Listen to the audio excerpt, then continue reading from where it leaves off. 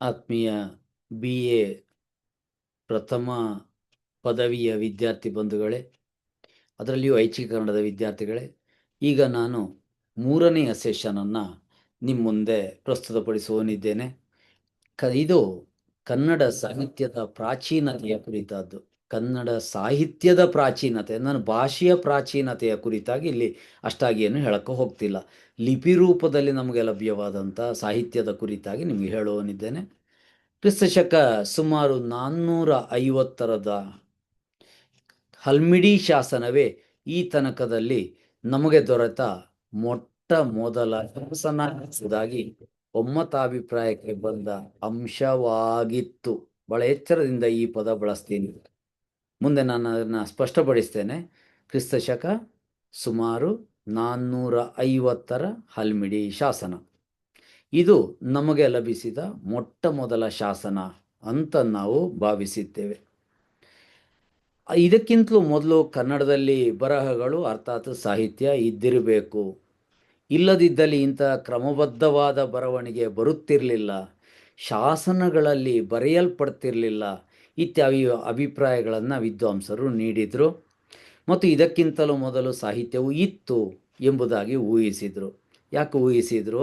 ಕವಿರಾಜ ಮಾರ್ಗದಲ್ಲೇ ಅನೇಕ ಗದ್ಯ ಕವಿಗಳು, ಪದ್ಯ ಕವಿಗಳು ಅಂತನ್ನುವ ಒಂದು ವಿಂಗಡಣೆಯೊಂದಿಗೆ ಅನೇಕ ಕವಿಗಳ ಹೆಸರುಗಳು ಸಿಗ್ತವೆ ನಮಗೆ.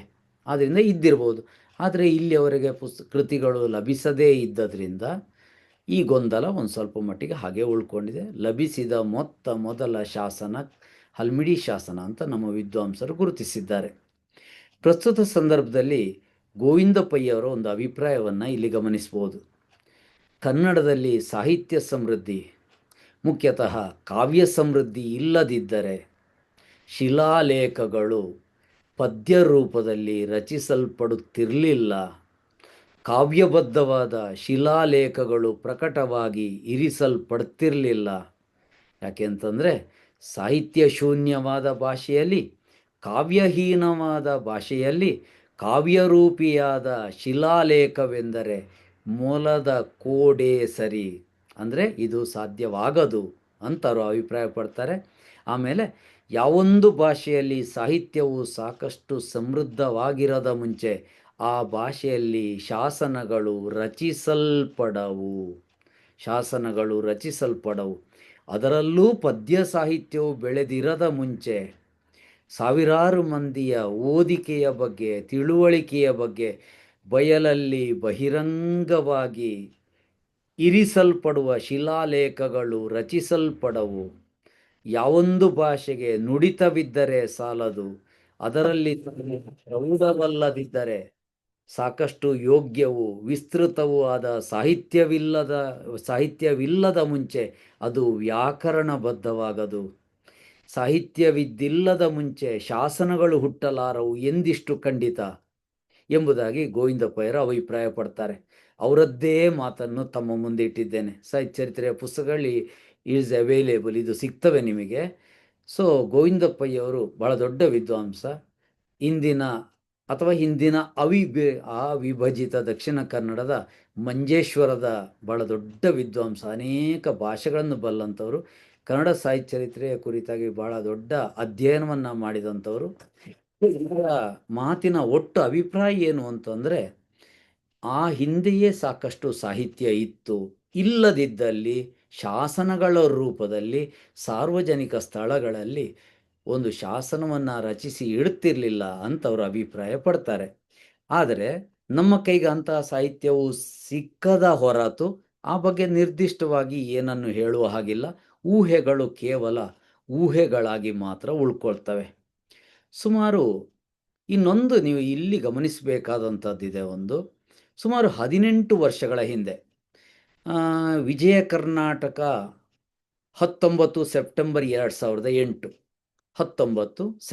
2008 ವಿಜಯ ಕರ್ನಾಟಕದ ಪತ್ರಿಕೆಯಲ್ಲಿ ಕನ್ನಡದ ಪ್ರಾಧ್ಯಾಪಕರಾದಂಥ ಡಾಕ್ಟರ್ MG ಮಂಜುನಾಥ್ ಅವರು, ಈಗ ಅವರು ಮೈಸೂರು ವಿಶ್ವವಿದ್ಯಾನಿಲಯದಲ್ಲಿ ಪ್ರಾಧ್ಯಾಪಕರಾಗಿದ್ದಾರೆ. ಆ ಕಾಲದಲ್ಲಿ ಅವರು ಹಾಸನ ಜಿಲ್ಲೆಯ ಹೇಮಗಂಗೋತ್ರಿ ಸ್ನಾತಕೋತ್ತರ ಕೇಂದ್ರದಲ್ಲಿ ಕನ್ನಡ ಪ್ರಾಧ್ಯಾಪಕರಾಗಿದ್ದರು. ಶಾಸನಗಳ ಓದಿನ ವಿಚಾರದಲ್ಲಿ ಬಹಳ ದೊಡ್ಡ ಹೆಸರು, ಗೌರವಾನ್ವಿತವಾದಂಥ ಹೆಸರು. ಡಾಕ್ಟರ್ ಎಂ ಜಿ ಮಂಜುನಾಥ್ ಅವರು ಶ್ರವಣಬೆಳಗೊಳದಲ್ಲಿನ ಚಿಕ್ಕ ಬೆಟ್ಟದಲ್ಲಿ, ಚಂದ್ರಗಿರಿ, ವಿಂಧ್ಯಗಿರಿ ಅಲ್ಲ ಇದು, ಚಂದ್ರಗಿರಿ ಚಿಕ್ಕ ಬೆಟ್ಟ, ಚಿಕ್ಕ ಬೆಟ್ಟದಲ್ಲಿ ಗುಣಭೂಷಿತ ಮುನಿಯ ನಿಸಿದಿ ಶಾಸನವೊಂದನ್ನು ಗುರುತಿಸಿ ಅದರ ಕಾಲಘಟ್ಟ ಕ್ರಿಸ್ತಶಕ 400 ಎಂದು, ಅದರಲ್ಲಿ 6 ಒಟ್ಟು 6 ಪೂರ್ವದ ಹಳೆಗನ್ನಡ ಪದಗಳಿವೆ ಎಂದು, ಈ ಚಂದ್ರಗಿರಿ ಬೆಟ್ಟದಲ್ಲಿ 100 ಶಾಸನಗಳಿವೆ. ಶಿಲೆಯಲ್ಲೇ ಬರೆದಂಥದ್ದಿದೆ, ಚಪ್ಪಡಿಯನ್ನು ತೆಗೆದು ಅಲ್ಲಿ ರಚನೆ ಮಾಡಿ ಇಟ್ಟಂಥದ್ದು, ಇತ್ಯಾದಿ ಇತ್ಯಾದಿಗಳು ಬೇಕಾದಷ್ಟಿದೆ. ಆದರೆ ಪರ್ಟಿಕ್ಯುಲರ್ ಒಂದು ಶಾಸನ ಭಾಳ ಚಿಕ್ಕದಿದೆ, ಅದು ಭಾಳ ಚಿಕ್ಕದಿದೆ. ಆ ಒಂದು ಶಾಸನದಲ್ಲಿ 6 ಪೂರ್ವದ ಹಳೆಗನ್ನಡ ಪದಗಳಿವೆ ಎಂದು, ಅದು ಹಲ್ಮಿಡಿ ಶಾಸನಕ್ಕಿಂತಲೂ ಕನಿಷ್ಠ ಸುಮಾರು 50 ವರ್ಷಗಳಷ್ಟು ಹಳೆಯದು ಎಂಬುದಾಗಿಯೂ ಅಭಿಪ್ರಾಯಕ್ಕೆ ಬಂದಿದ್ದಾರೆ ಎಂಬುದನ್ನು ನಾವಿಲ್ಲಿ ಉಲ್ಲೇಖಿಸಲೇಬೇಕು. ಇಲ್ಲಿಯವರೆಗೆ ಬಹುತೇಕ ಮಂದಿ ನಂಬಿಕೊಂಡು ಬಂದಂಥದ್ದು ಬೇಲೂರು ತಾಲೂಕಿನ ಹಲ್ಮಿಡಿ ಅಂತನ್ನುವ ಜಾಗದಲ್ಲಿ ಸಿಕ್ಕಿದ ಹಲ್ಮಿಡಿ ಶಾಸನ, ಅದು ಕ್ರಿಸ್ತಶಕ ಸುಮಾರು 450. ಇದು ಕನ್ನಡ ಸಾಹಿತ್ಯ ಚರಿತ್ರೆಯಲ್ಲಿ ಬಹಳ ದೊಡ್ಡ ಹೆಸರನ್ನು ಪಡ್ಕೊಂಡಂಥದ್ದು, ಉಪಲಬ್ಧ ಮೊದಲ ಕನ್ನಡ ಶಾಸನ ಅನ್ನುವಂಥ ಹೆಗ್ಗಳಿಕೆಗೆ ಪಾತ್ರವಾದಂಥದ್ದು. ಆದರೆ ಡಾಕ್ಟರ್ ಎಂ ಜಿ ಮಂಜುನಾಥ್ ಅಂತ ಅನ್ನೋರು ದೊಡ್ಡ ಬೆಟ್ಟ, ಚಿಕ್ಕ ಬೆಟ್ಟ, ಶ್ರವಣಬೆಳಗೊಳದ 2 ಬೆಟ್ಟಗಳಲ್ಲಿ ಬೇಕಾದಷ್ಟು ಶಾಸನಗಳಿವೆ. ಆದರೆ ಪರ್ಟಿಕ್ಯುಲರ್ ಒಂದು ಶಾಸನವನ್ನು ಗುರುತಿಸಿ, ಅದು ಯಾವುದು, ಚಿಕ್ಕ ಬೆಟ್ಟದಲ್ಲಿ ಅಥವಾ ಚಂದ್ರಗಿರಿಯಲ್ಲಿ ಒಂದು ಶಾಸನವನ್ನು ಗುರುತಿಸಿ ಅದರಲ್ಲಿ 6 ಪೂರ್ವದ ಹಳೆಗನ್ನಡ ಪದವಿದೆ ಎಂದು, ಅದಕ್ಕಿಂತ ಮುಖ್ಯವಾಗಿ ಇದು ಹಲ್ಮಿಡಿ ಶಾಸನಕ್ಕಿಂತಲೂ ಕನಿಷ್ಠ 50 ವರ್ಷ ಹಳೆಯದು ಎಂದು, ಕನಿಷ್ಠ 50 ವರ್ಷಗಳಷ್ಟು ಹಳೆಯದು ಎಂದು ಡಾಕ್ಟರ್ ಎಂ ಜಿ ಮಂಜುನಾಥ್ ಅವರು ಅದನ್ನು ಗುರುತಿಸ್ತಾರೆ. ಇದು ಪ್ರತಿಯೊಬ್ಬ ಐಚ್ಛಿಕ ಕನ್ನಡದ ವಿದ್ಯಾರ್ಥಿ ತಿಳಿದಿರಬೇಕಾದ, ಉಲ್ಲೇಖಿಸಬೇಕಾದ ಸಂಗತಿ. ಸೊ ಇಷ್ಟನ್ನು ಹೇಳ್ತಾ ಕನ್ನಡ ಸಾಹಿತ್ಯದ ಪ್ರಾಚೀನತೆಯನ್ನು ಇಲ್ಲಿ ಮಾತುಗಳನ್ನು ನಿಲ್ಲಿಸ್ತೀನಿ. ಮುಂದೆ ಕವಿರಾಜ ಮಾರ್ಗವನ್ನು ನಾನು ಪ್ರತ್ಯೇಕವಾಗಿ ನಿಮಗೆ ತಿಳಿಸುವುದಕ್ಕೆ ಇರೋದರಿಂದ ನಾನು ಅದರ ಕೃತಿಯನ್ನು ಕುರಿತಾಗಿ ಇಲ್ಲಿ ನಿಮಗೆ ಏನು ಹೇಳ್ತಿಲ್ಲ.